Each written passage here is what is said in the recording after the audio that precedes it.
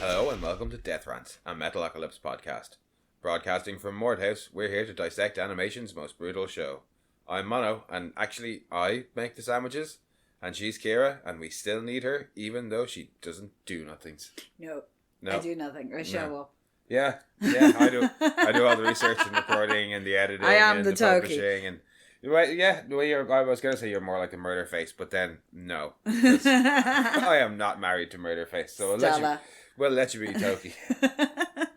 But yeah, Toki doesn't make the sandwiches? No. Actually, I make the sandwiches. You do. You make a damn good sandwich. Especially because we just got a toasty maker, so you've been on like a bit of a sandwich I have kick. been on a sandwich buzz. Yeah, toasty sandwiches. Still eating those sandwiches, huh, Nathan? But no, that's not for a few episodes. Or wait, is that even this season? No, that is this season, isn't it?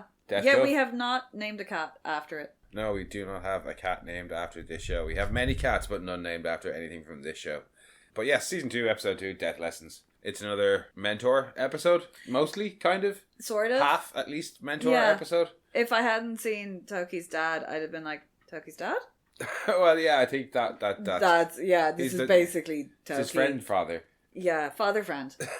Who belongs in a trash can. Garbage cans. He lives in the garbage can. But it's the usual creative team, so nobody gets any shout-outs this week, and we'll just go straight in for a summary. Yep. Wanting his own share of the limelight, Toki decides he needs some piano lessons. Skwisgar feels threatened, and Murderface teaches Pickles and Nathan's how to be dicks. Oh, Murderface is a magnificent dick. The way he does it to Charles is so fucking funny as well. But the opening... Take little lollipops and... Oh, yeah, put it away in your little filing cabinet. Charles like, excuse me. Oh, it's so good. But sorry, yes, that's not the opening. The opening is another one of those, like, visualizations when they're on stage. The video. Is it? Yeah, is it supposed to be a music video? You suggested it was just what's happening in Nathan's head. Yeah, I'm pretty sure it is just what's happening in Nathan's head. I want all 5 of them as that kind of a statue type thing. It's pretty cool looking. Like, because I can't get the skull head mugs. I've tried. I can't track them down anywhere, and I've tried, and I can track down damn near anything. It's also one of my favourite songs. Well, song names. It's ridiculous. Yeah, it really is. But yeah, it's one of those things that's like they're playing a song and we see this thing happening and it's a big battle. There's with 3 like big floating statue-y things. Nathan. And Skwisgar and Toki are like fighting it out like old schooly in like armour and swords. I still think that line is meet you at the battle board. Oh, I meant to look it up, but I completely forgot because that's just the kind of podcast we are. Yeah, even though we have the album, could actually just go and check the liner notes. Oh, yeah, no, Google exists. It's really annoying because we have the DVD and the subtitle has it as unintelligible, and I'm like, no, I've been listening to metal for a very long time. That is battle board. Well, look it up at some point during the episode. I make the sandwiches, okay? You have to do something. No, I don't. But yeah, then in the real world, on the actual stage... Why is the song called? Because it's really, really long and I always mess it up. I tamper with the evidence at the murder site of Odin. Thank you. Yeah, I love it. But my phone's been listening. Battle Rock. Battle Rock? Battle Rock. I'll meet you on the Battle Rock. I'll meet you at the Battle Rock. Well, I mean, that is what's happening. Like, they are battling on a rock. Yeah. But, okay. That's according to one thing. Let me go search. Battle Rock. Battle Rock again? Yeah, off the Metalocalypse wiki. You lose, apparently. Ah, wank. I still say Battleboard. Fuck you. But, yeah, in the real world, on the actual stage, Toki decides that he wants to like, shred it up a little bit. And Skwisgar really doesn't appreciate it. Just walks over and unplugs him straight away. And then it's the most wonderful rant of I want to play more of the chords. When he's like, what about my guitar playing? And Skwisgar's just like, yeah, what about it? Yeah. I know that Skwisgar's head is fucking like ginormous. He probably has the biggest ego in the band, save only Murderface, but his ego is just about everything. Like it. Don't know, Murderface thinks he's great so much as... Murderface just has so much confidence in himself and in what he's doing that it kind of supersedes any negatives he has about himself. Is he the super ego or the id? I don't know which one's which. I didn't do philosophy. I can't remember. Anyway, Skwisgar has the biggest like which traditional one's the evil mushroom fungus? In Futurama. Yeah, that one. He's that one. Yeah. But yeah, Skwisgar just has an ego. can't even handle letting Toki have one solo. No, because he's like in the best metal. He's the lead guitarist. He can't be overshadowed by the rhythm guitarist. No, well, how does he say it? I am more gooders than you. Later on. But yeah, they fight on stage. Toki they have like a proper punch up. I like how there's just one fan who's just like, play!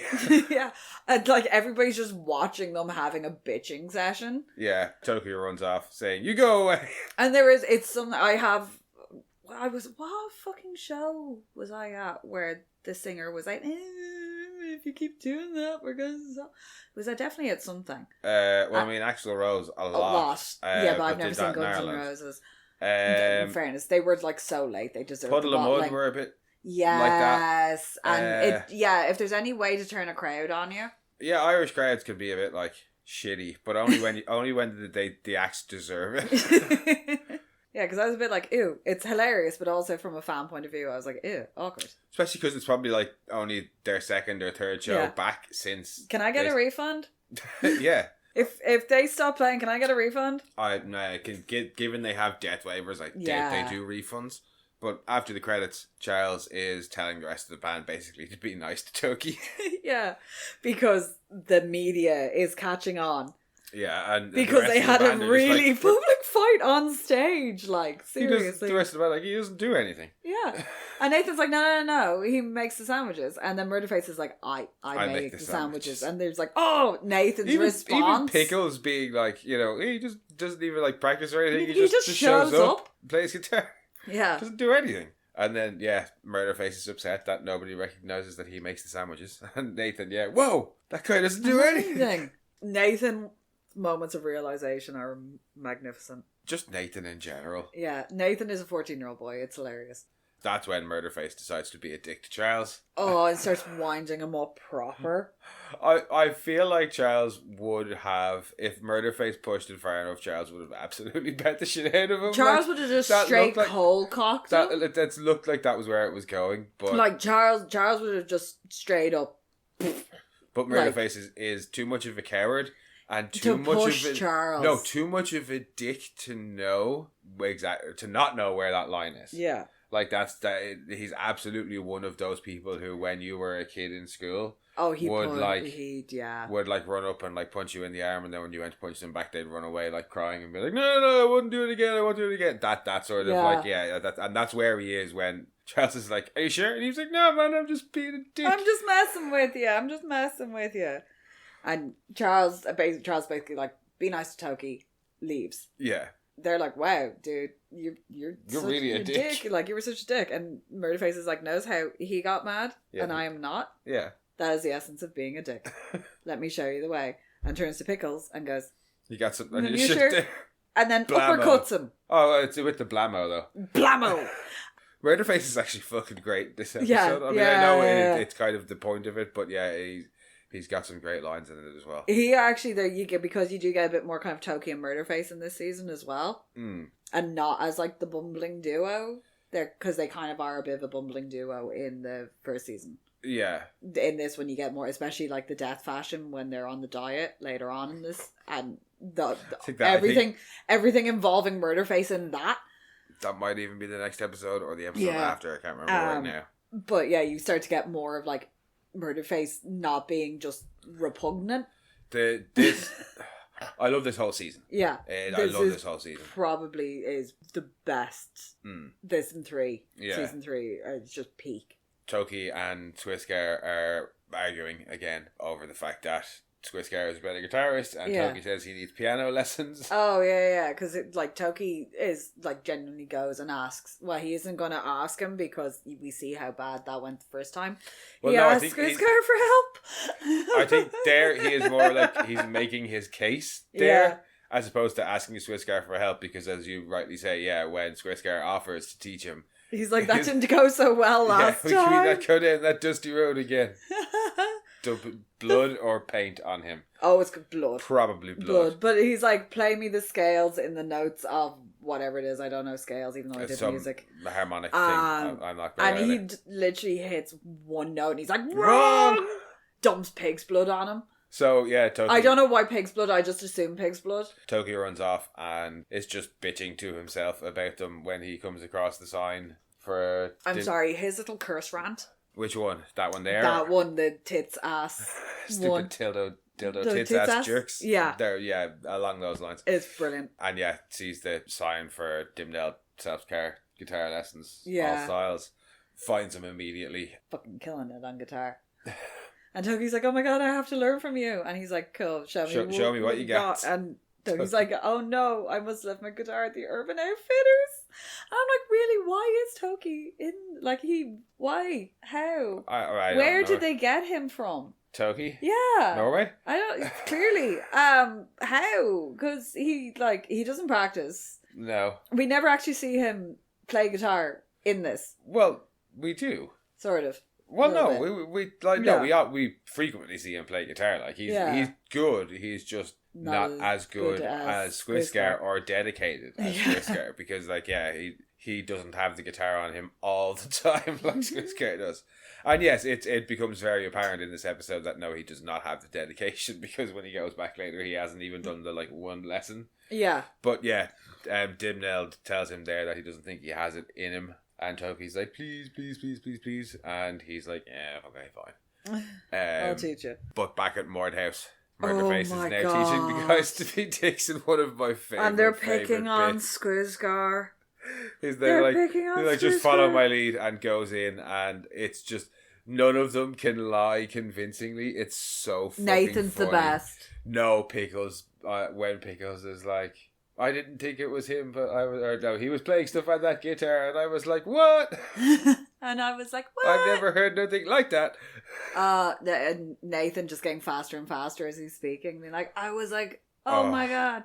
But yeah, they basically wind up Squiscar and are like, oh my god, Toki's back from his lesson. He's incredible.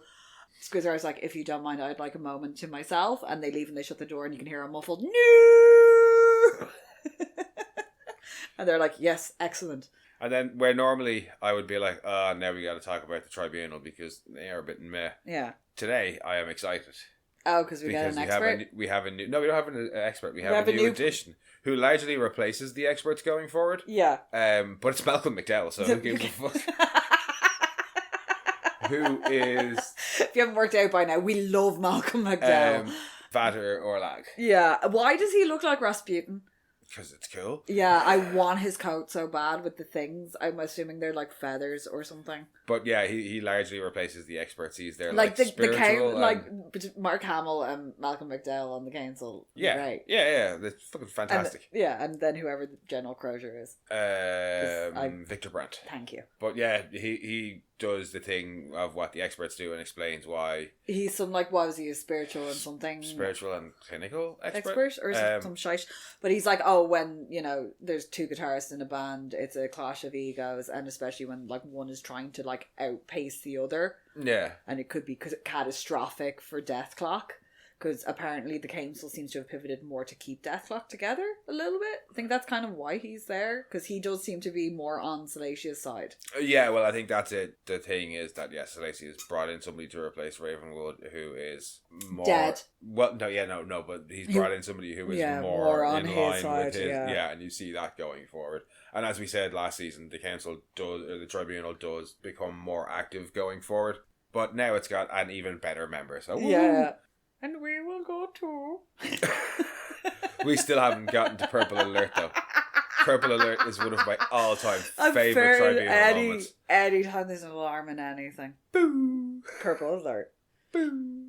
Put in the blue bulb. It would feel better knowing. But after the tribunal, the creators of the show decided to flex their student art house muscle and give us a freaky dream sequence. Oh yeah, I'm really glad I don't see pictures in my head because that nightmare freak. I don't want to see shit like that. Squiscar's having a weird nightmare about Toki. The only one there is one that's worse than that. Which? Nathan's dentist one. Oh, just because of the teeth. I have a thing about teeth and it really freaks me out. But there's bits in this that are when his hands are all bleh. They're good at freaky dreams. They really are. It is disturbing. I don't when he's burying the little deflated head of Toki. The one that's in the urinal. Yeah. Yeah. What the shit? Yeah. I'd love to see the behind the scenes. At least Skrisgar is suitably upset by the dream. Like, yeah, you would be. Like, if you wake up from that going, fuck yeah, like, there's something wrong with you. But very upset by the dream, because when Toki goes for his next lesson, he hasn't practiced. He gives Dimnell the popsicle stick with the pick it's on his the end birthday. For his birthday. He's like, but first of all, Master's happy birthday, and it's a popsicle stick with a pick, like shoddily taped onto the end, and because he makes everybody. Yeah, he makes everybody presents because that's just what Toki does. He does, I know, but he makes Airfix models. Why can't you give him an Airfix model? Because what's that got to do with guitars? Yeah. This has a pick on the end of a lollipop stick. Like, what more could you want as a guitarist? It's got all the flavour sucked out. But yeah, Skrisgar bursts in and accuses it's very Dimnell of being garbage. And it's hilarious, especially when he threatens to perform the citizen band firing. Yeah. The big musical sting in the background when Skrisgar's like, I perform citizen band firing. Effectives? No!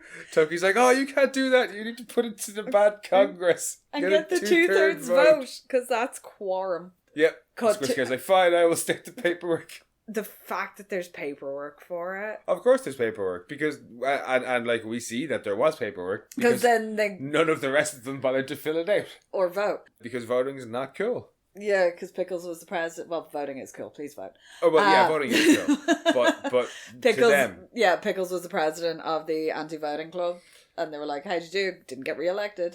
Get her done. Because they're back with Charles, and he's like, "I can't." In good cause, like sign off on the citizens ban because the rest of them didn't vote. Neglected to vote on it, so you two are just going to have to learn how to get along. Yeah, and Toki runs away. Skrisgar's like, well, look, this is what I'm dealing with. And Charles is just like, well, okay, and walks off. Yeah, he's like, fuck you. Oh no, we skipped over the Death Clock minute. Oh yes, we have a Death Clock minute with the guy whose name I will probably not get. I have to bring it up. I keep forgetting, I know. In season 4, I will have an answer for you. Oh, when his face gets melted off? That comes in like a few episodes. That's in PR Pickles. He keeps on hosting after that. Yep. Yeah, but Death Clock Minute, yay! Yeah, it's just about the feud. And the Toki's press recital. Release. Well, no, the press release for the press release is brilliant. From Nathan Pickles and Murderface. Where Jesus Christ. Swig Elf is a Swedish dildo licker. And Toki is a guitar virtuoso. And Skrisgar is a lady. Is a lady on his period. Yeah. And Skrisgar's watching that and he's like, no. That's what we skipped over, yeah, sorry. Toki's doing a big guitar recital. Yeah, sorry, so it's the Death Clock minute, then Charles saying he won't do the firing, and then it's the recital. The recital, and it's in a big, like, fancy theatre, sold out, and it's like, first Toki will name parts of his instrument and what they're used for. And he panics immediately. Yeah. And he's like, no! And Thingy is there off stage. Dimnelled. Yeah. Yeah, no, he comes on and he's like, oh, Master, I can't do this. I thought I wanted the fame, but I don't want no more piano lessons. Then Skrisgar appears in the audience to tell him that he's been wrong. Oh, just before the end of the scene where Charles says he won't fire Toki.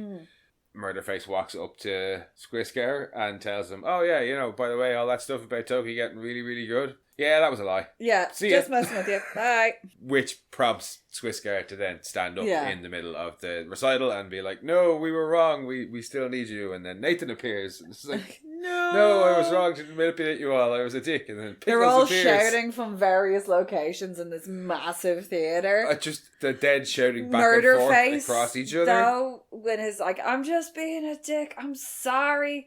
I just can't get away from the temptation to ruin people's lives. Why don't y'all kill yourselves, you dicks? I'm sorry. No, for me, it's Nathan shouting back to Pickles and being like, I already said all that stuff already. Pickles, you did? But when they cut back to Toki on the stage, he's just holding your man in like a bridal carry. Oh yeah, because when they're hugging when Toki says he can't do it, they hug, and he says, "Yeah, it's just as well because I'm dying." And then when after everybody, they're all having various interactions. Shouts. And when they cut back, he's just cradling. Yeah, him. he's just got him in his arms. What? And he's just kind of hanging there, all stiff, coughing slightly, and it's like, what the fuck is going on? And then he dies. Tells Toki he loves him, and he dies because It's Toki's love kills people. Yeah, it's the curse of Toki, and that's the end of the episode. And throughout the credits, we just see a graveyard. Well, it pans slowly across the graveyard to a giant guitar. Yeah. Tombstone and chirp, and the episode's over. Very low death count this week. Yes, just a kill count of 1. Technically not killed, but we're going to say he was killed by Toki. So yeah, it's just one of those things. He came into close proximity with him. Which, as ever, leads us into metal trivia for the week. I guess I didn't know all that stuff was metal. I like the first piece because it really smacks of somebody trying to pad out their word count in an essay. Oh, right. It is revealed to the band that Murderface is a skilled sandwich maker and has made memorable sandwiches for the group. I would counter, they obviously weren't that fucking memorable if the lads can't remember who makes the sandwiches. Yeah. Pickle states that he used to be the president of the Voting Sucks Club in high school and he only served 1 term. Jim Nell's Self-Car is the second character that has died after being touched by Toki's love. Yeah. He in fact coughs up what appears to be blood after hugging Toki for the first time. It's only 5 episodes after Death Kid with Juliet Sarmang's Dandel died. Yeah. Squiscar teaches Toki to play in the same practice room he used for the Squiscar Squig Elf Advanced Fast Hand Finger Wizard Masterclass in the DVD extras. Yeah. Dim Nell Selfcar is another musician throughout the series, seen playing Gibsons. He's playing a Les Paul. Mm. But despite the fact that he's playing a Les Paul, his tombstone is shown to have a distinctive shape of an explorer. Not really a guitar person, but if you are a guitar person, there you go. I'm aware of a Les Paul. Yeah, I am familiar with the shape of that guitar. I lack the coordination to play guitar. I played a bit, but like everything else, I gave up because there's a reason I call myself a jack of all trades on the other podcast. Yeah. Because guitar, drums a little bit, bass a little bit, singing a little bit. Anyway, enough about me. On to the guests. I know who you are. Malcolm McDowell. Yay! Well, I believe season regular for this, is he? Yeah, well, I mean, anytime Vader Orlog is there now, it's Malcolm McDowell. He's there for a good few episodes. But I'm counting him as a guest for this episode because it's the first appearance. No, he was in the last episode. But not as that character. Yeah. He's the wonderful baby eater. Yes. As for songs, we have just the one again, and as mentioned, it is the awesomely titled I Tamper with the Evidence at the Murder Site of Odin.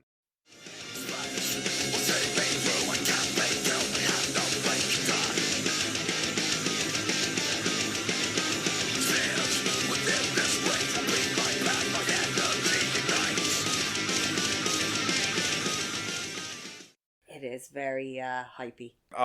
It's one of my favourite songs off Death Album too, and it's a weird kind of thing where the songs are used almost less in this season. Yeah, but they're shorter clips. But they're full songs. Not to the Death Album 1 is a good album and there's good songs on there, but I feel like the songs were written for the show. Whereas I always felt this for Death Album 2, the songs were written. They then they placed them into the show. Yeah, they might have had the odd title idea here or there, but I still feel like the songs were written as songs as opposed to as an accompaniment for the show and then fleshed out into full songs in some cases. There is a difference between 1 and 2, with 2 is the better album. But this is an excellently titled song and just a plain excellent song as well. It's nice and heavy. Yeah, it's good. So, most awesome moment of the episode then. Oh, darn, that's awesome.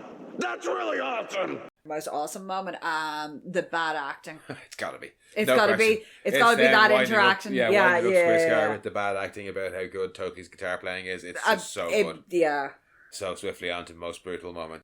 Oh, that's brutal. Probably that whole nightmare. Yeah, again, agreed. Couldn't agree more. No, particularly the little deflated Toki head. I don't know what it is about that. It's horrifying. Well, there's not much else brutal in this episode, really. Yeah. Like the even thingy dying, Toki doesn't even He just kind of goes Toki's and not dies. particularly upset about it, No. where he is over Juliet. So, it's got to be the dream. Favourite quote, then? Don't quote me on that. Oh, because there's some good Murderface lines this episode. There are some great Murderface lines this episode. There's some great Squiscar lines as well, actually. Yeah. Most of them, for context, but for me, it's got to be Squiscar when Toki says that he's a terrible teacher, and he's like, permits me to disagree. I think it's just, again, Murderface when they're trying to badly lie, and after, I can't remember exactly how he says it, but it's after Nathan is like, and I was like, what? And it's just I've fucking forgotten it, and it's really annoying. Is it when he's saying about how one of them is like, I thought it was a solo sped up, and then Murderface is like, but no, it was not. No, it's all in the delivery, but I've completely forgotten what it is. So we'll just say, for the quotes, we're just going to say Murderface's delivery. Yeah. Fair enough. Just one line in that, and it's so patronising the way he says it. His line to Charles is great as well. Yeah. But I'm going to stick with my Squiscar line, because Squiscar hasn't gotten many quotes. No. Squiscar doesn't really say much, though. Or a lot of it's like unintelligible. He does have some gems. Yeah. So finally then, Zaz and banana stickers. There are two kinds of shows out there. Those with and those without Zaz. Zaz, I give this one a 7. Yeah, no, I give it a 7 as well. I was going to go a little bit lower. I was going to give it a 6, but we've had that much fun talking about it that I bumped it up to a 7. No, it is purely Murderface's dickishness. That's what ups it for me. The reason I was gonna go a bit lower is because it's one of those ones where, like last season, we had a couple episodes where we were like, they do another version of it, but they do it better later on. And I think for me, it's the one in season 3 where both Toki and Murderface are on the outs. Oh, yeah, the residuals one with the Murder Tooth records and... I thought you were going to say the cover bands. Cover bands one is fantastic as well. But that's kind of different. But no, yeah, 7 I think. A respectable 7. Respectable 7, yeah. No, and it is mostly because all the comedy in this comes from the 3 boys fucking about with everybody else. Murderface being a dick, yeah. Murderface being a dick. When he punches Pickles, Nathan afterwards just being like, whoa, what a dick. It's like there's how long have you guys been like a band together? You're only discovering this now? Yeah. Right, that I think covers it for Dethlessons though. But we will be back next week with episode 3, Death Vengeance. Ooh. Yes, the recording on water. Yeah, and blub. The STD navigational dildo helmet things that the lads have in the... Oh, yes! Yeah, I'm so glad you remember what I was talking about there. Yeah. It makes Splinter Cell in a whole new light. Yep, but yeah, that's... Sorry. Oh, contender for... time travel face back. Yeah, probably one of the best inventions so far. Yeah.